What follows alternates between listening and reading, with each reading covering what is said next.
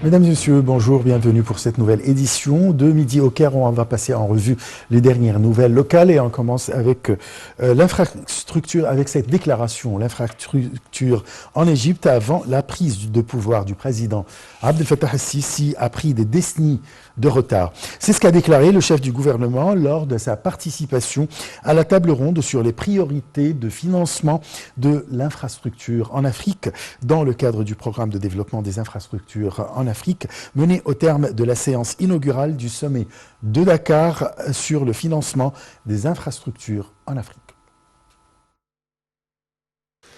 Le Premier ministre Dr Moustapha Madbouli a affirmé que le méga-projet de développement exécuté avec une expertise égyptienne et tanzanienne, à savoir le barrage Julius Nyerere, constituait un modèle à suivre dans la coopération interafricaine et mettait en vedette le savoir-faire égyptien dans l'établissement de l'infrastructure, soulignant que l'Égypte se tenait prête à partager cette expertise avec les États africains frères. Le chef du gouvernement a tenu ses propos dans l'allocution qu'il a prononcée au nom du président Abdel Fattah el-Sisi devant le deuxième sommet du Dakar sur le financement des infrastructures en Afrique. Madbouli a exprimé son appréciation pour la présidence sénégalaise de l'Union africaine tout au long d'une année, ainsi que pour les efforts du président Macky Sall dans le soutien et la défense des positions des intérêts africains dans toutes les instances internationales. Le Premier ministre a également remercié le secrétariat de l'Agence de développement de l'Union africaine pour sa contribution à la préparation du sommet et pour ses efforts de mobilisation des financements internationaux pour les projets d'infrastructures continentaux. Il a poursuivi: j'affirme l'aspiration de l'Égypte à présider le comité directeur du NEPAD au niveau des chefs d'État et de gouvernement pour la période de février 2023 à février 2025, à renforcer le rôle joué par l'agence au niveau international, à introduire les priorités de développement en Afrique et combler le déficit de financement afin d'atteindre les objectifs de l'agenda de développement de l'Afrique 2063. Il a ajouté que l'axe du financement des corridors économiques et des projets de développement sur notre continent, en particulier ceux liés aux infrastructures, est un pilier fondamental pour surmonter les défis existants et s'efforcer de mettre en œuvre les objectifs de l'agenda 2063, car les statistiques de la Banque mondiale indiquent que le continent africain a besoin d'environ 100 milliards de dollars par an pour combler le déficit de financement associé au projet. M. Madbouli a également souligné l'importance d'activer l'initiative pour que le continent africain obtienne un siège au sein du groupe économique des 20, car cela représente une opportunité de faire entendre la voix des pays africains et de formuler des politiques plus conformes à la réalité.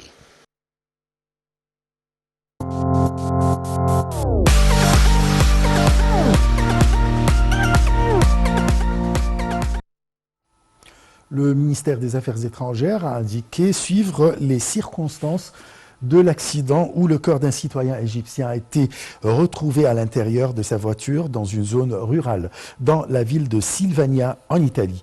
Le consulat de l'Égypte à Milan a contacté les autorités italiennes qui ont confirmé que le décès du citoyen égyptien était survenu le 14 janvier 2023. Le consulat poursuit ses contacts avec les autorités italiennes compétentes afin de révéler les résultats des enquêtes sur l'incident. Le secteur consulaire du ministère des Affaires étrangères a également contacté immédiatement les familles du citoyen égyptien au Caire pour exprimer les condoléances à la famille du défunt et lui fournir une assistance consulaire.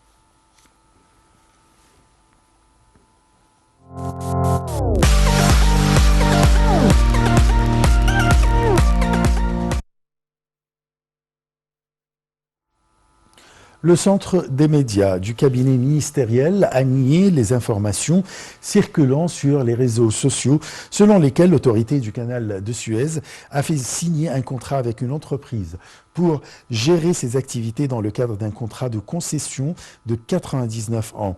L'amiral Oussama Rabia, chef de l'autorité du canal de Suez, a affirmé la souveraineté absolue politique et économique de l'État en ce qui concerne la gestion, l'exploitation ou l'entretien de la voie navigale. Il a noté que toutes les procédures judiciaires seraient prises contre ceux qui diffuseraient ces allégations.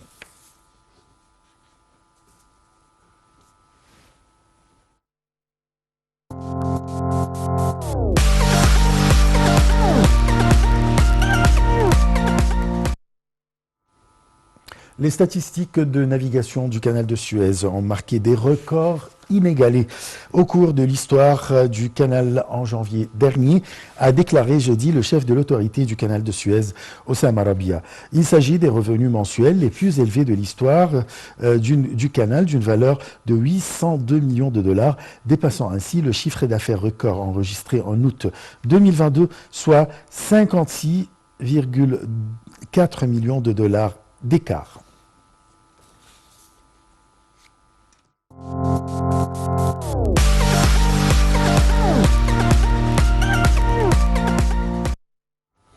La balance des paiements a enregistré un excédent de 523,5 millions de dollars fin septembre dernier, a annoncé la Banque centrale d'Égypte dans son rapport publié jeudi.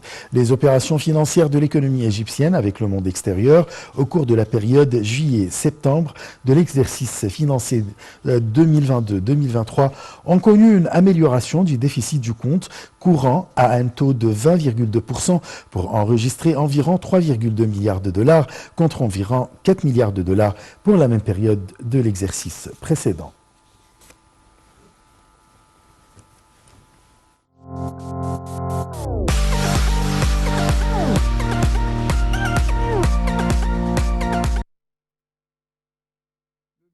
De la santé et de la population, Khaled Abdelghaffar, a discuté avec l'ambassadeur du Japon au Caire et la délégation de l'agence japonaise de coopération internationale des moyens de consolider la coopération commune dans le secteur sanitaire.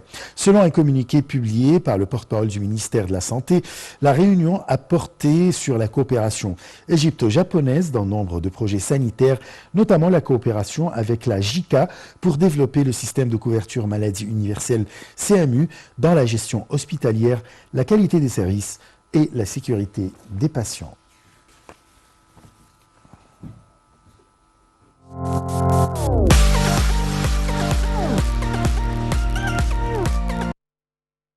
L'équipe de football d'El Ahly donne un rendez-vous à l'équipe américaine Seattle aujourd'hui à Tanger pour une place en demi-finale dans le cadre de la Coupe du Monde des clubs 2023 qui se déroule au Maroc.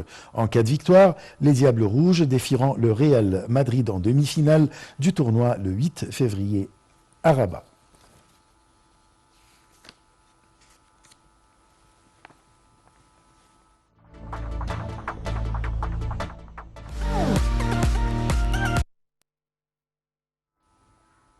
Très bonne nouvelle archéologique. Les scientifiques ont révélé, ou plutôt ont dévoilé les secrets du processus de momification utilisé dans l'Égypte antique, a déclaré le ministère du Tourisme et des Antiquités.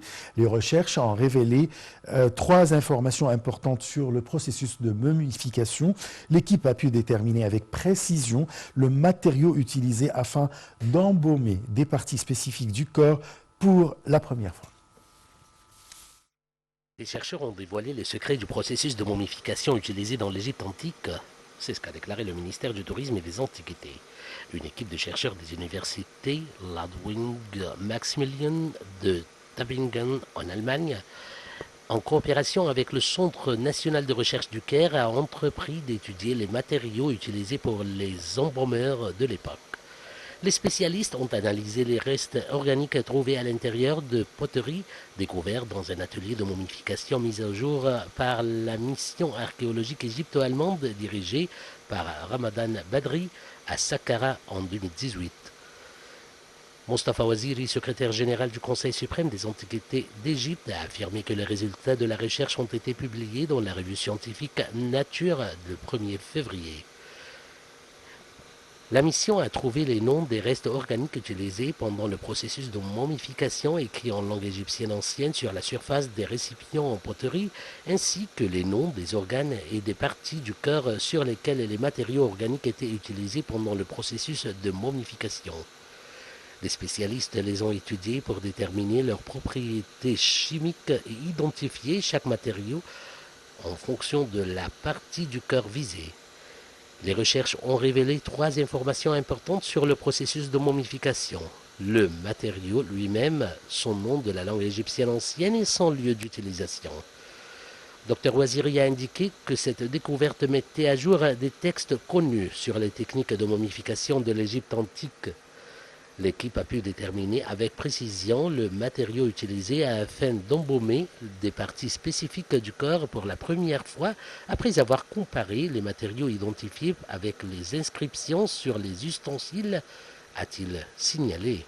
Les recherches ont révélé qu'un certain nombre de matériaux utilisés dans le processus de momification étaient importés du pourtour méditerranéen et d'Asie du Sud-Est, ce qui indique l'existence de liens et de communication entre ces régions à cette époque. Suzanne Labec, chef adjointe de la mission, a mentionné que ces recherches contribuaient grandement aux connaissances sur de nombreux éléments de l'embaumement. Les restes trouvés, dont les peaux, ont été partiellement isolés pour déterminer leurs composants chimiques, a-t-elle précisé.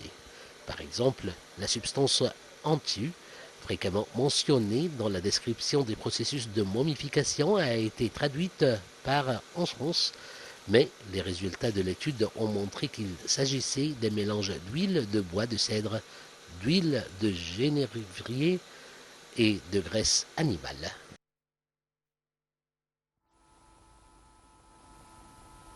Fin de cette édition. Merci de l'avoir suivi. Très très bonne journée. Au revoir.